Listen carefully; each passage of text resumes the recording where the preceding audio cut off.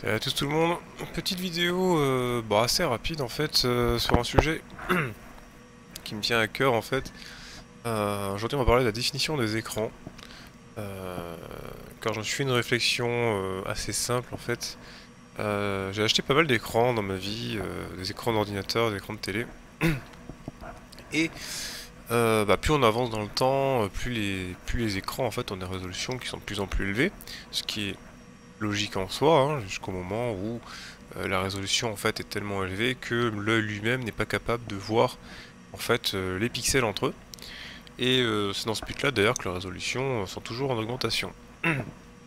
Seulement, voilà, on va prendre deux cas, on va prendre le cas télévision et le cas ordinateur. Il y a un truc, je partais d'un simple constat, quand vous jouez sur un PC, vous avez normalement un écran qui est assez proche de vous. Donc, qui dit proche de vous, dit que vous allez plus facilement en fait voir les pixels de l'écran par rapport à un écran de télé où vous allez être beaucoup plus loin. Mais ça n'empêche pas qu'une mauvaise résolution sur l'écran de télé, vous allez quand même voir les pixels. Seulement, il y a un moment où l'œil en fait ne fait pas la différence puisque le nombre de pixels au centimètre carré est tellement élevé qu'on ne les voit plus. Et alors, vous allez me dire, du coup, à partir de quelle résolution en fait, on ne voit plus ces pixels, que ce soit un écran de télé ou un écran d'ordinateur. Si vous voyez des micro-pauses, c'est que je tousse. C'est assez simple en fait, j'ai pas forcément fait un calcul, mais c'est plutôt de l'expérience. En fait, il faut savoir que, on va commencer par les écrans d'ordinateur. Quand vous achetez un écran 4K, donc 4K, je rappelle la résolution, normalement le vrai 4K c'est 4096 sur je sais plus combien, j'ai oublié, bref. Quand vous achetez un écran 4K, pour ne pas voir les pixels, il faut avoir des écrans supérieurs à 32 pouces. Sachant que vous êtes à peu près à 80 cm de l'écran, si vous êtes en dessous de ces 32 pouces, voire 34, vous ne verrez de toute façon pas les pixels. Si vous êtes sur un écran 1440p, donc une résolution intermédiaire entre le Full HD et la 4K, enfin UHD, puisque la vraie 4K n'existe pas en fait exactement sur les écrans. En fait, à partir de jusqu'à à peu près 27 pouces, en 1440p, vous n'allez pas voir les pixels normalement sur l'écran si vous êtes sur un écran d'ordinateur. Chose qui est assez intéressante aussi, si vous achetez un écran 4K ou un écran 4K par exemple, sur des dimensions qui sont entre, je vais dire 17 pouces jusqu'à à peu près 32, quand vous allez afficher Windows, vous allez vous rendre compte que si vous mettez la résolution à 100%, tout va être extrêmement petit, voire illisible. Même en 32 pouces. Ce que je dis, c'est vraiment par expérience, puisque j'ai possédé ce genre d'écran. Et du coup, qu'est-ce qui va se passer? Windows, automatiquement, déjà, va zoomer toute l'interface. Et de mon point de vue, l'idée, c'est de trouver un écran qui a une résolution suffisante pour ne pas que l'on voit les pixels, tout en regardant le niveau de zoom à 100%. Parce que si vous zoomez pour pouvoir voir plus grand, en fait, ça n'a aucun intérêt d'avoir un écran avec une résolution aussi élevée si vous affichez moins de choses à l'écran qu'un écran beaucoup plus petit, mais qui va être à 100% de zoom. Donc ça n'a aucun intérêt. Alors, je me suis rendu compte qu'à peu près pour un 1440p, donc 2560 par 1440, donc la résolution intermédiaire, honnêtement, entre 24 et 27 pouces, voire 30, allez vraiment 30 maxi, vous allez avoir un écran où vous allez pouvoir être à 100% de niveau de zoom, et en plus d'être à 100% de niveau de zoom, ce sera pas trop petit, ça sera lisible correct. Alors, je m'arrête pour le 24 pouces ça commence à être juste, si vous avez l'habitude, vous avez les yeux entraînés à voir des choses pas trop grandes comme moi, vous allez pas voir la différence, mais je sais que la moyenne des gens en général, à partir de 25 pouces, voilà, ça commencera à être parfait. Sachant qu'en plus, si vous êtes sur une résolution 4K et pas 1440p, déjà, vous n'allez pas voir la différence, concrètement. Ça va être zoomé obligatoirement parce que tout sera trop petit. Et en plus de ça, vous allez demander beaucoup plus de puissance à la carte graphique. Donc si vous demandez encore plus de puissance à la carte graphique pour afficher quelque chose dont de toute façon vous n'avez aucune différence, bah, ça n'a aucun intérêt si ce n'est devoir payer plus cher. Sachant en plus, je ne parle même pas encore de la fréquence d'affichage des écrans, donc la fluidité des écrans. Les écrans 4K en 144 Hz sont extrêmement chers par rapport à ceux en Full HD, 1080p, et ceux en 1440p.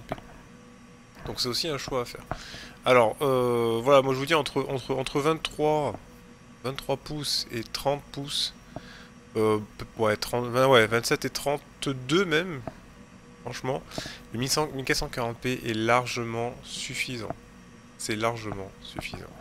Vous aurez quelque chose de très propre, très net, qui ne demandera pas forcément une puissance extraordinaire non plus. Un peu plus que 1080p certes, mais pas forcément énorme. Et vous verrez sincèrement pas la différence avec du 4K et vous en profiterez vraiment. Si vous voulez du 4K, il va falloir passer sur des résolutions au-dessus, plus de 32 pouces. Et là, vous allez commencer à avoir vraiment une différence avec le 1440p. Du coup, voilà, ce que je vous conseillerais honnêtement, c'est d'adopter ce genre de raisonnement, en tout cas pour un écran de PC. Je précise un écran de PC parce qu'on est beaucoup plus proche. Et on affiche aussi des choses beaucoup plus petites par rapport à un écran de télévision. Pour ce qui est écran de télévision, la 4K est utile quand on dépasse au moins les 80 cm. Au moins à partir de là. Enfin, quand on dépasse, pardon, je parle en pouces, en centimètres, mais c'est en pouces que je voulais dire ça.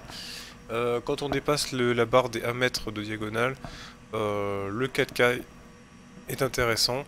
Parce que même si on est à 2 mètres ou 3 mètres, quand on est en 1080p sur des écrans qui dépassent les 1 mètre, on voit que ce n'est pas super précis. On a le nombre de pixels par pouce qui est quand même pas super.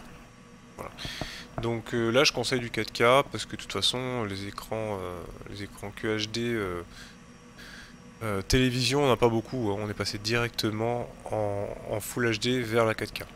Donc pour ça par contre je vous conseille de passer en 4K quand vous êtes au-dessus du mètre de la diagonale largement. N'hésitez pas, puis en plus c'est pas le prix des écrans 4K maintenant qui fera la différence. Par contre prenez des écrans 4K qui ont un bon taux de rafraîchissement, qui ont très peu de latence en jeu.